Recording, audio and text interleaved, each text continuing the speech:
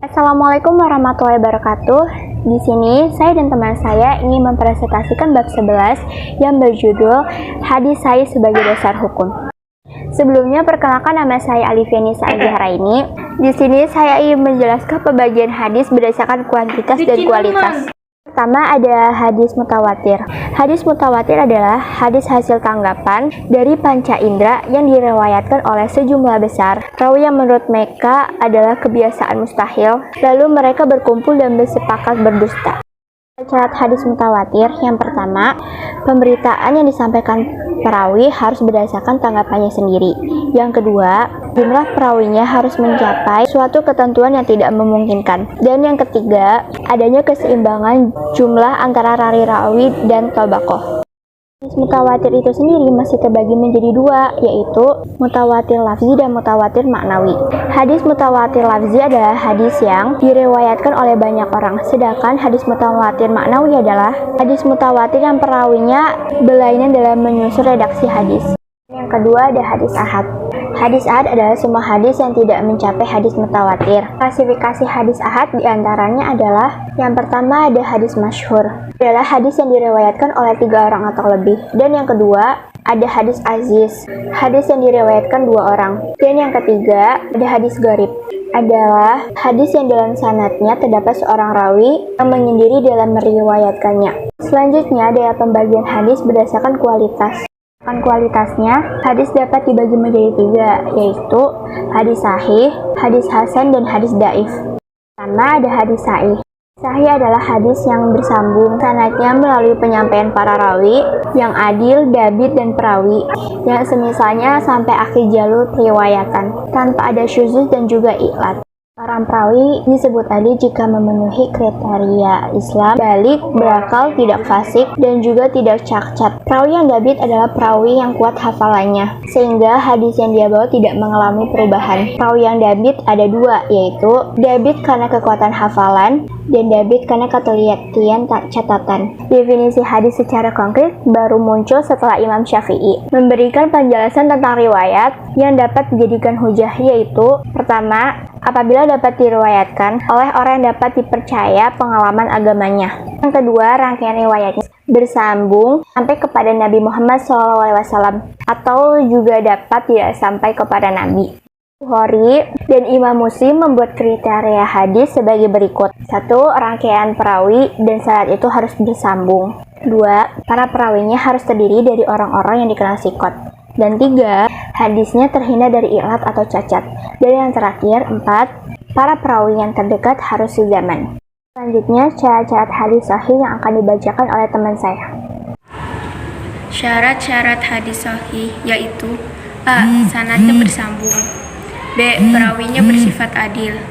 C. Perawinya bersifat dabit. D. Tidak syait.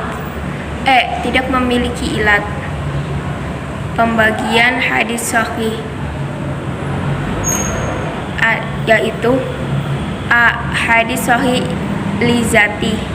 Maksudnya ialah syarat-syarat 5 tersebut benar-benar telah terbukti adanya, bukan dia itu terputus, tetapi sahih dalam hakikat masalahnya karena bolehnya salah dan khilaf bagi orang kepercayaan.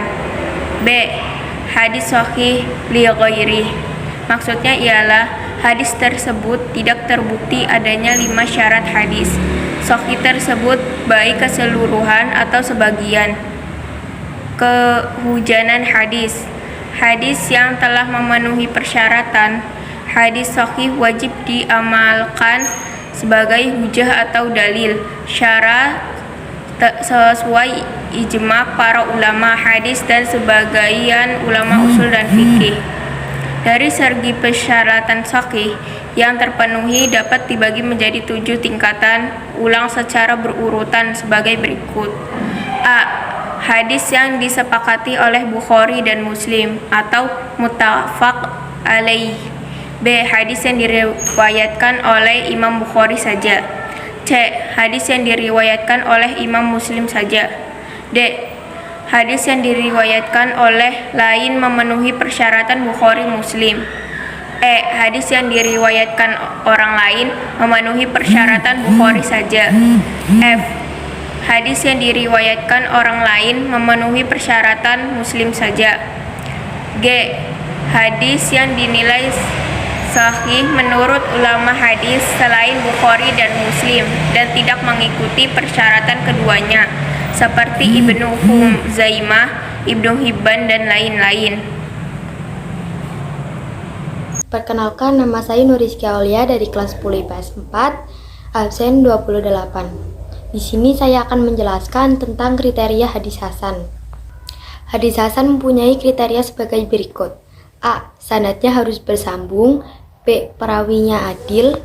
C. Mempunyai sifat dhabit namun kualitasnya rendah atau kurang dan yang dimiliki oleh perawi-perawi hadis sahih. D. Hadis yang diriwayatkan tersebut tidak syadz. E. Hadis yang diriwayatkan terhindar dari sifat yang merusak. Berdasarkan pengalamannya, sebagaimana hadis sahih, hadis hasan dapat dijadikan sebagai ranah penggalian hukum Islam, sekalipun tidak sekuat hadis sahih. Mayoritas para ahli fikih dan usul fikih menggunakan sebagai landasan dalil, kecuali para ulama yang tergolong musyaddid atau keras. Perkenalkan, nama saya Nur Sofia Zidkia, absen 29.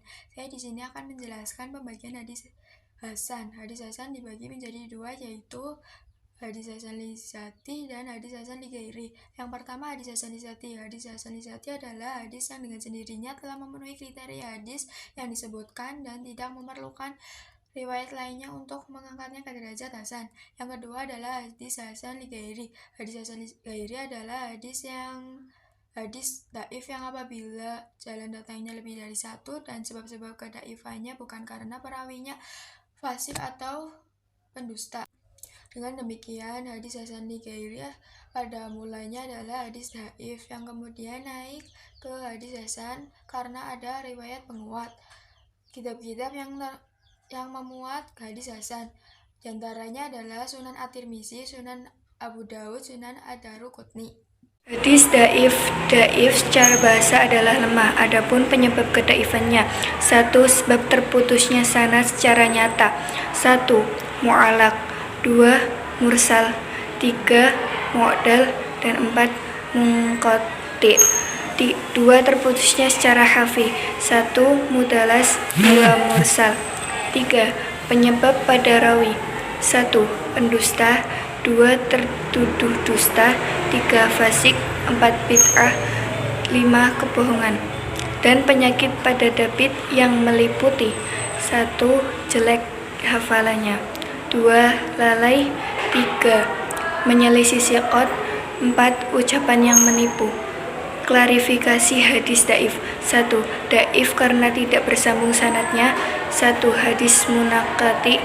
2. Hadis mu'allaq. 3. Hadis mursal. 4. Hadis mu'dal. 5. Hadis mudalas. 2. Dhaif karena tiadanya syarat adil. 1. Hadis maudhu. 2. Hadis matruk. Dan hadis mungkar. Perkenalkan, nama saya Desi Najai Zakia, absen 8. Klasifikasi hadis dhaif karena tidak dhabit yaitu ada 4. Yang pertama yaitu hadis mudraj, yang kedua hadis maqlub, yang ketiga hadis mutarib, dan yang keempat yaitu hadis musakhaf dan mu'arraf. Kemudian ada dhaif karena adanya kejanggalan dan kecacatan, yaitu ada 2. Yang pertama yaitu hadis syadz dan yang kedua adalah hadis mu'allal. Dan yang terakhir ada dhaif dari segi matan, yaitu ada 2. Yang pertama hadis mauquf dan yang kedua hadis maqtu'. Kemudian Al-Hafiz Ibnu Hajar Al-Asqalani mengatakan bahwa hadis dhaif boleh digunakan, tetapi dengan beberapa syarat. Yang pertama yaitu level kedhaifannya tidak parah. Yang kedua yaitu berada di bawah nas lain yang lebih sahih. Dan yang terakhir yaitu pada saat mengamalkannya tidak boleh meyakini kesabitannya.